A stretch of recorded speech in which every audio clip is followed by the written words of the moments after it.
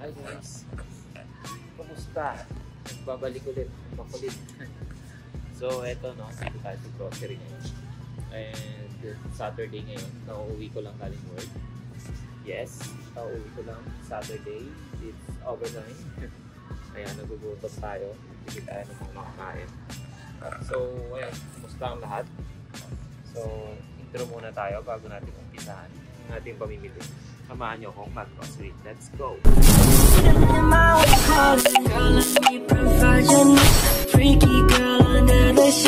naghahanap ako ng foods ko for 1 week kasi baka mag-continue naman ako ng Friday and Saturday. Well, talaga, kailangan natin kumita ng pera. So, yung mga pagkain kasi namin, more on microwave na lang, no? Kasi hindi pa pwede magluto. Nakita nyo naman sa tinutuluyan ko kung ano yung previous video ko. So, kaya ito yung mga gusto kong bilhin. Hindi ganyan.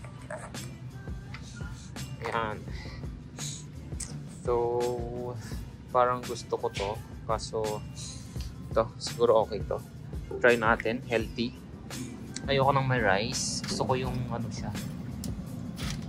Ito, kaso frozen siya, no? Pagka try natin. Oh, masarap. Ayan. Yan ang mga bilihin dito sa Canada. So, sa inyo ang mga bilihin dito 4 months. 4 months. Tama yun, 4 months. At the cheese. Ayan.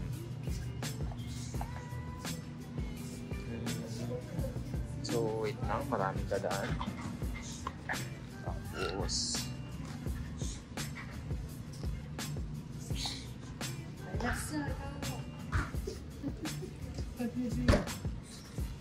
so, ayun.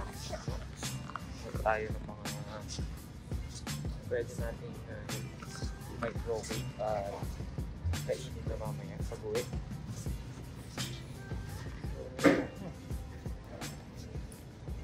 Grocery.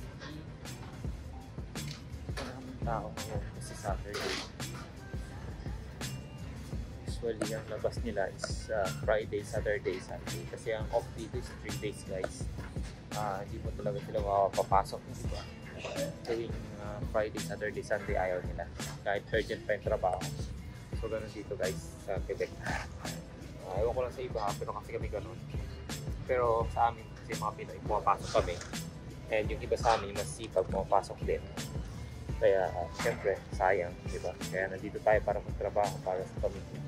Sulitin na. At syempre, para itong grocery tayo. Meron tayong pang budget. At least, di ba? Grocery mo pa lang is yung uutiin mo na Sabado ng 1 day. Food for 1 week na.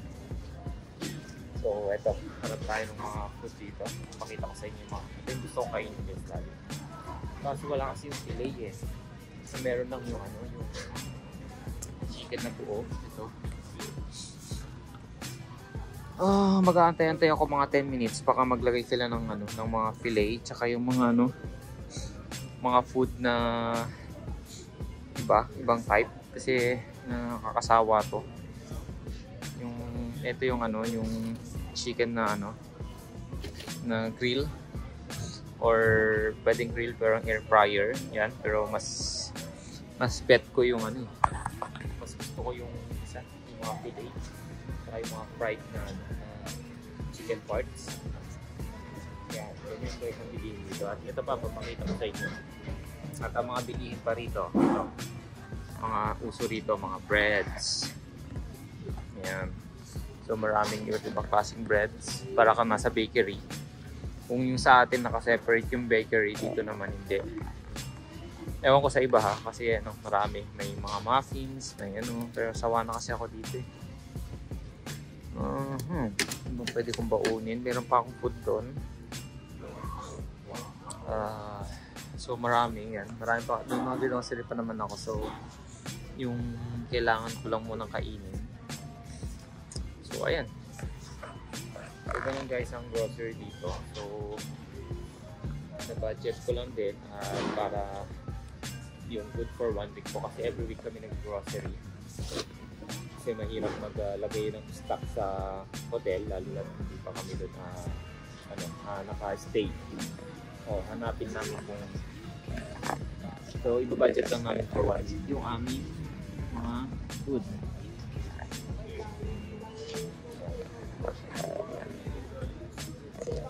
Guys dito kasi friends dito maybe soon magtuturo rin tayo guys. Vlog ko rin yan yung school namin sa susunod. Mga may hilig mag sausage yan. Ayan. Sausage saka na pagka meron na kaming lutuan. So meron din dito mga yan guys, mga ready to barbecue and ready to fried. Maraming masarap dito actually. Mananaba ka dito pag nandito ka sa Canada. Nasa sa'yo na lang paano ka mag-diet. So ayun, pinakasikat nila maple syrup. Marami rito, mura. Yung iba naman hindi na bumibili. Naka-carpet na lang sila kasi isa sila sa mga nagpo-produce ng mga maple syrup dito sa Quebec dahil napakaraming maple tree dito na ina-harvestan nila. Yan. Mga breads. Kasi nananawa ako guys parang nanakasawa. Iba pa rin talaga yung mga lutong ulam. Yung bread, alam mo yun, magbe-bread ka sa umaga, bread sa tanghali, tapos susunod ulit. Kaya may 3 klase akong bread. Kaya nananawa ako pag paulit-ulit. Hindi pa alam, nakadepende siguro. Ako kasi ganun.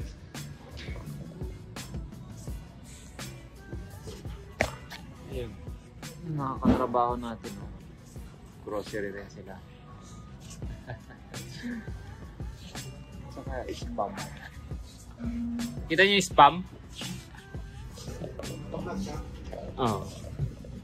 Walang spam eh.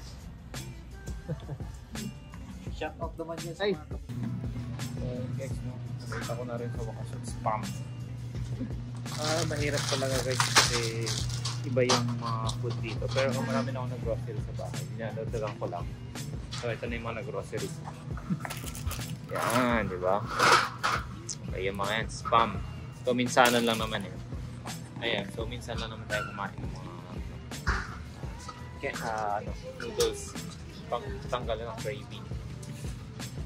So ayan yung mga grocery ko. So tsaka sa manok pwede na siguro rin kasi marami pa ako sa bahay at kailangan maubos ko muna yung mga stock doon. So ayun, antayin nyo ako magbayad para makita natin yung total with tax kasi mahal dito guys ang tax. Talaga, pero okay lang kasi next year meron tayong mga tax refund dito. So sa mga Quebec dyan o kaya mga nandito, sabi na yan. Alright guys, magdagdag lang ako ng konti tapos bayad na tayo. So ayan, kita-kits tayo sa bahay. Ayan, lalakatin na kami yan. And ayan, kita-kits. Hi guys, so nakauwi na tayo. Kumain na rin ako bago ako mag-take ng video kasi gutom na ako. So ayun, bumili ako ng chicken, yung roasted chicken. So okay naman. At kinaluan ko siya ng pipino. And then konting fish oil. Meron ako ng tuna. Nilagyan ko para nasa is kompleto naman yung nutrients. Meron tayong protein, fish oil, so and pipino.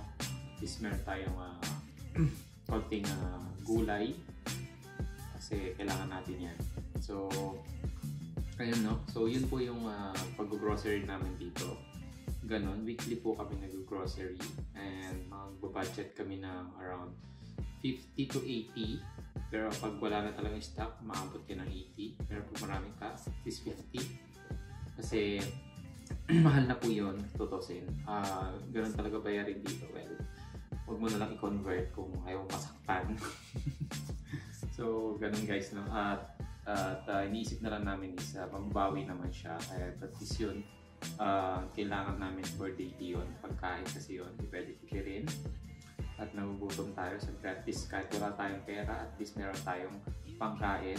3 times tayong kumakain araw-araw at meron pa tayong snack na 2 beses sa isang araw. Okay? So at least kahit pa paano, kakain natin lahat ng gusto natin kainin dito. Well, yung speaking natin sa convert, huwag mo nang isipin yun. Focus ka na lang doon sa bibilin mo at sa mag-budget ka lagi at mag-lista ka. Kasi napansin ko sa mga tao dito, pag-uubo namin ng grocery guys, lahat ng mga Canadians dito or Quebecois is meron silang talaga mga listahan, ganyan. So lahat sila guys, nakikita ko lagi, tapos kina-excel nila. So I think meron naman sa Pilipinas, pero dito kasi kitang-kita mo halos talagang lahat sila kaya natutuwa ako talagang grabe. Ang galing nila sa financial management talaga, no? So marami kaming matututunan dito and napakaganda ng lugar na to guys.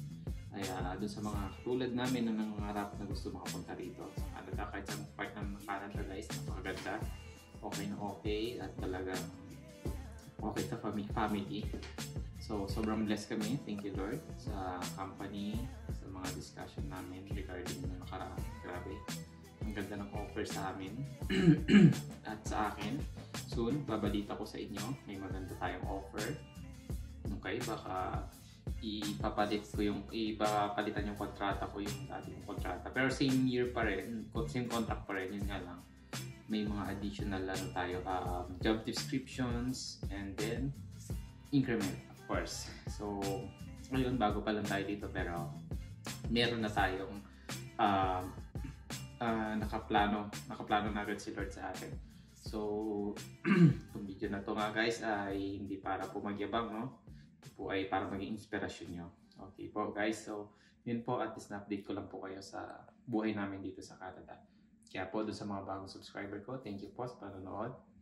Sa mga di pa na-subscribe, please like, subscribe button para ma-update kita sa mga susunod ko pang vlog at may idea ka kung ano po yung buhay dito sa Canada, Quebec. Kaya, see you on my next vlog.